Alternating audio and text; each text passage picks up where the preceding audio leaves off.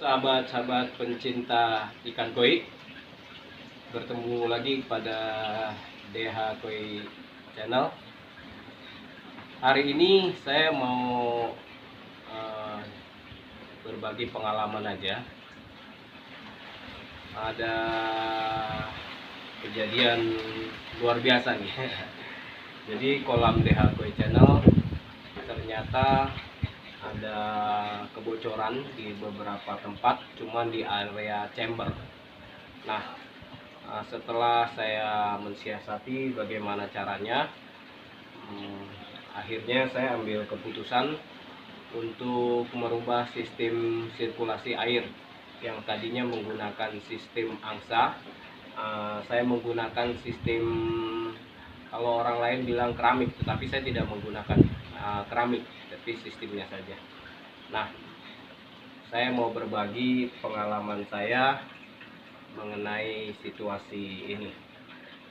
Ya, indahnya ikan koi, indahnya berbagi. Oke, nah, mari kita lihat teman-teman. Nah, ini kalau di dalam video-video teman-teman bisa lihat sistemnya, sirkulasi yang ada di kolam kita ini tadinya menggunakan ini teman-teman, sistem angsa ya. Jadi ini paralon dari atas di bawah ya, lalu masuk ke chamber berikutnya. Tetapi karena di area bawah ini ya, di area bawah ini, nah ini saya tambal teman-teman, ini ada lubang. Nah di daerah lubang itu ada rembesan air ya, rembesan air, sehingga sulit sekali mengatasinya selain untuk ditutup. Nah kalau ditutup artinya saya juga agak repot kalau membobok di bawah. Jadi saya untuk mempermudah, saya bikin saja sistem seperti ini. Nah ini baru saja selesai ya, tinggal nanti diaci, di cat pelapis pakai damdek warna ya. Nah ini teman-teman, jadi sistemnya begini, air nanti dari chamber pertama biasa sistem angsa ke bawah, nanti air dia naik ya, dia jatuh. Nah air ini nanti jatuh ke sini ya, lalu dia masuk di bawah. Itu ada di bawah, saya ada kasih lubang ya, sehingga air nanti mengalir ke tempat ini ya. Ya, lalu dia meluap lagi ke atas, dan dari atas dia jatuh ke bawah. Nah ini tempat mesin, pompa, dan lampu UV ya. Jadi situasi ini terpaksa berubah teman-teman ya, saya gunakan sistem ini. Nah jadi waktu itu sistem angsa ya, jadi ada paralon di atas, langsung ke bawah airnya meluap. Tapi karena sulit sekali memboboknya, ruangannya kecil, jadi dan memakan waktu, nanti takutnya tidak keburu ikan-ikan koinya, mereka akan terganggu. Jadi lebih mudahnya, simpelnya seperti ini.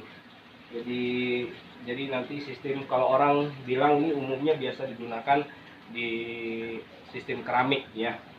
Nah tapi memang saya tidak menggunakan keramik ya, saya menggunakan hebel ini ya, untuk menutup, membuat sekatnya.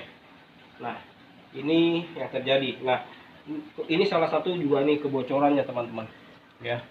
Ini ada bocor di sini, saya udah tambal ya, rembesan dari dinding ini di dalam, karena ada air yang meresap ya, dan kebetulan ada rongga dia keluar di situ ya.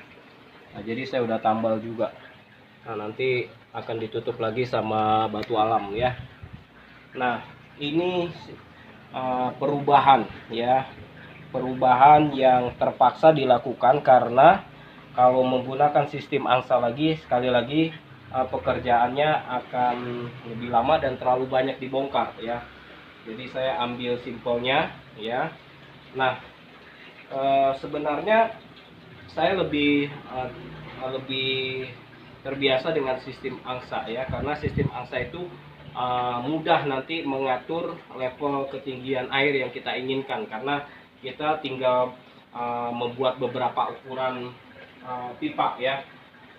Kalau kita mau lebih tinggi, kita ada ukuran yang lebih tinggi, jadi tinggal lepas, pasang ya, tinggal copot pasang begitu ya. Kalau kita mau lebih rendah, ada yang lebih kita sudah siapkan lebih rendah, tinggal ganti gitu. Kalau ini udah susah, jadi levelnya seperti ini ya. Ya khususnya di kolam saya. Kalau di kolam yang lain mungkin karena dibuat dari awal, sudah direncanakan dari awal, mungkin bisa diatur ya, sedikit dipersiapkan. Tapi kalau ini namanya ya urgent ya, dan saya pikir ini pekerjaan yang paling simple karena resiko ikan koi yang terlalu lama, karena saya tidak punya akuarium besar untuk menampung beberapa ekor ikan, jadi saya gunakan ember. Jangan terlalu lama, nanti takutnya mereka tidak bisa bertahan. Nah ini ikannya ya. Nah, jadi ikannya sementara saya taruh sini, teman-teman. Nah ini dia, ya. Nah ini, nah ya. Jadi saya nggak mau terlalu lama mereka di tempat ini, ya. Karena terus terang tempatnya sempit. Nah ini juga chamber yang pernah saya upload ya, chamber sederhana buat karantina, dan sekarang saya fungsikan untuk ya boleh dikatakan karantina dulu deh. Gitu. Nah itu teman-teman apa yang sedang saya lakukan. Nanti setelah ini kering ya, saya akan lapis dengan lapisan damdek warna ya. Damdek warna itu waterproofing dia ya, melapis. Nah jadi itu teman-teman. Nah ternyata bukan saya aja yang mengalami kebocoran begini, kolam tetangga saya juga. Jadi hampir bersamaan, saya nggak tahu apa yang mengakibatkan, tapi kolam tetangga saya juga bocor. Jadi rembusannya di bawah semua. Entah ada pergerakan tanah yang kita nggak tahu sehingga mengakibatkan retak. Dan ini juga pengalaman teman-teman, kalau nanti bikin kolam ya, lebih baik dilapisi plastik atau terpal, sehingga ketika nanti ada goncangan, gempa dan sebagainya ya, karena kita nggak tahu, gempa-gempa kecil kadang-kala tidak terasa tapi bisa saja mengakibatkan retak ya. Nah kalau ada lapisan plastik atau terpal sebelumnya, kemungkinan akan tetap aman begitu ya. Nah itu saja sharing saya kali ini teman-teman, mengenai situasi kolam ikan DH Koi Channel yang mengalami kebocoran atau rembes di bagian bawah, sehingga merubah sistem sirkulasi air yang tadinya menggunakan sistem angsa, sekarang menggunakan sistem ya tadi, orang biasanya menggunakan seperti sistem keramik. Nah mungkin ini tidak sempurna karena memang ini urgent dan hal yang bisa cepat saya lakukan. Oke teman-teman, demikian pengalaman DH Koi Channel mengalami kebocoran dan kerembesan. Untungnya hanya di chamber, bagian chamber, karena saya sudah tes waktu saya isi air di kolam utama, dia tidak mengalami pengurangan. Tapi waktu saya diamkan chamber ini, air dari kolam utama tidak masuk, dan kesana ternyata di sini yang mengalami kekurangan.